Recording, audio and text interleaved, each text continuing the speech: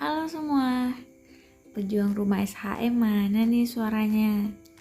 Yap, jadi di video kali ini saya nggak lagi masak-masak. Saya hanya pengen nge-spill kebiasaan yang hampir tiap tahun kami jalani. Yes, pindah kontrakan. Udah kayak lebaran aja ya kan? Nah, ini penampakan barang-barang yang sudah saya packing selama beberapa hari. Tinggal diangkut-angkutin aja. Please jangan tanya rasanya gimana. Rasanya tuh mantap. Packing sambil ngomong dua balita yang suka berantakin. Cerita dikit nih ya guys. Selama kurang lebih 5 tahun menikah dengan suami, saya sendiri bisa dibilang cukup senior dalam perihal kontrak mengontrak ini. Salam senior. Kalau dari teman-teman ada yang lebih senior lagi, bisa komen di bawah ya. Yuk sharing. Jadi ceritanya gini, awal menikah itu saya sendiri cuma 3 hari tinggal di rumah mertua. Selebihnya suami bilang kita mandiri. Jadi pada saat itu pertama kali saya ngekos dan itu rasanya pengap banget. Kita cuma ngekos satu kamar. Seiring berjalannya waktu ada peningkatan dari segi ekonomi. Kita pindah kontrakan demi kontrakan. Sudah ngerasain kontrakan yang langganan banjir, ada yang banyak kecoa, ada yang tinggal persis di depan sawah, jadi banyak belalang, banyak serangga yang gatal dan sebagainya. But semua kita nikmati, semua kita syukuri, alhamdulillah sampai detik ini. Banyak dari teman-teman yang tanya ya, kenapa tidak beli rumah saja? Sejujurnya saya dan suami itu dalam hal jual beli cukup prinsipil, apalagi dalam hal syariat ya. Jadi kalau perhitungan gaji UMR di mana hanya suami yang bekerja itu tentu saja jika ingin cash akan sangat lama menabungnya. Nah, ketika ingin cicil, yang pertama saya dan suami tentu saja menghindari riba. Sekarang banyak kak yang cicil ke develop langsung. Benar sekali, kami juga pernah hampir membeli. Tapi setelah diteliti akot-akotnya, memang ya dari segi riba itu sudah terbebas. Tapi dalam syariat itu banyak hal lain yang mesti diperhatikan, termasuk akot-akot jual beli. Apakah ada 2 akot dalam satu transaksi atau ada akot-akot batil di dalamnya. Salah satu contohnya ya, misalnya ketika kemudian mencicil sekalipun ke develop, tapi sertifikat daripada rumah yang dicicil itu tetap ditahan, artinya jual belinya itu tidak sesuai dan masih banyak lagi. Saya ingat betul saat itu suami bilang, ketika kemudian Allah ingin memberikan kita rumah, itu akan sangat mudah bagi Allah memberikan kita, bahkan dalam sekejap. Tapi mungkin saja saat ini bagi Allah itu lebih baik untuk kita ngontrak saja dulu. Dan sekalipun kita ngontrak selamanya di dunia demi tidak melanggar syariat Allah, itu jauh lebih baik ketimbang kita punya rumah tapi tidak berkah.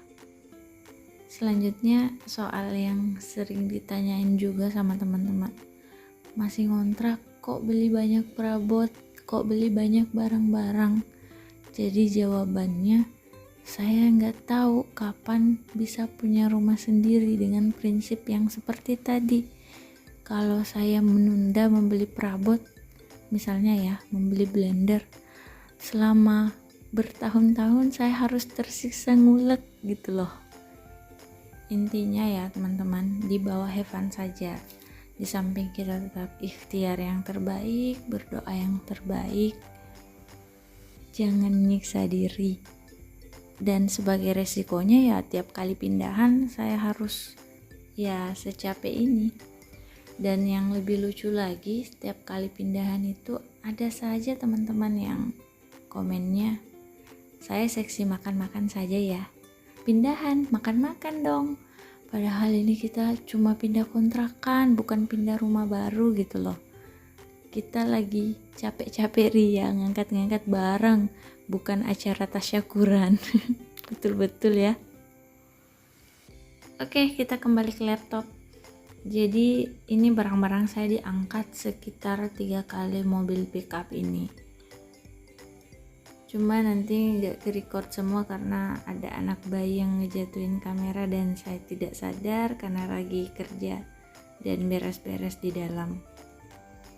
Oke, jadi nanti kita lanjut ke penampakan rumah kontrakan selanjutnya.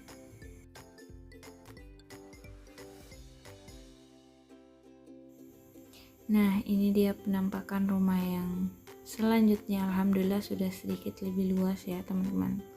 Dapurnya juga sedikit lebih luas dari sebelumnya, WC-nya lebih luas dari sebelumnya, dan tentunya akan lebih nyaman. Ntar kita beresin sama-sama ya guys. Yang pasti meski masih ngontrak, jangan berkecil hati, kita tetap bisa berkarya. Nah, ini dia pasukan yang tadi bantu ngangkatin barang. Mereka dikasih makan es buah dulu sebelum makan berat. Dan ini wajah yang sudah dekil, sementara di belakang masih banyak yang perlu dibereskan. Iya, ngomong-ngomong guys, karena penasaran, jadinya bapak yang kami sewa mobilnya dan bantu kami angkat-angkat tadi, kami tanyain, kok ketiga anaknya bisa ikut sambil bapaknya kerja. Ternyata bapaknya cerita kalau istrinya sudah nggak ada dan dia cuma tinggal sama orang tuanya yang sudah tua renta. Jadi mau nggak mau setiap kali kerja anak-anaknya juga harus ikut. Kalau dipikir-pikir memang ada banyak hal yang mestinya kita syukuri ya teman-teman. Apa yang kita punya hari ini, apa yang tidak kita syukuri hari ini, bisa jadi adalah apa yang orang-orang lain inginkan. So the next part, semalam itu sudah secapek itu jadi tidak sempat lagi nge-tag video. Dan setelah subuh ini hasilnya, hasil semalam saya beres-beres sama dengan suami. Ini kamar 1, selanjutnya kamar 2. Meski belum serapi itu, setidaknya sudah tertata ya teman-teman. Kamar 1, kamar 2, selanjutnya di luar itu ada ruang tamu dan ruang keluarga yang menyatu. Dan ini ada anak-anak yang sudah secapek itu sampai tepar depan kamar. Ada ruang makan juga, dan di sini ada dapur.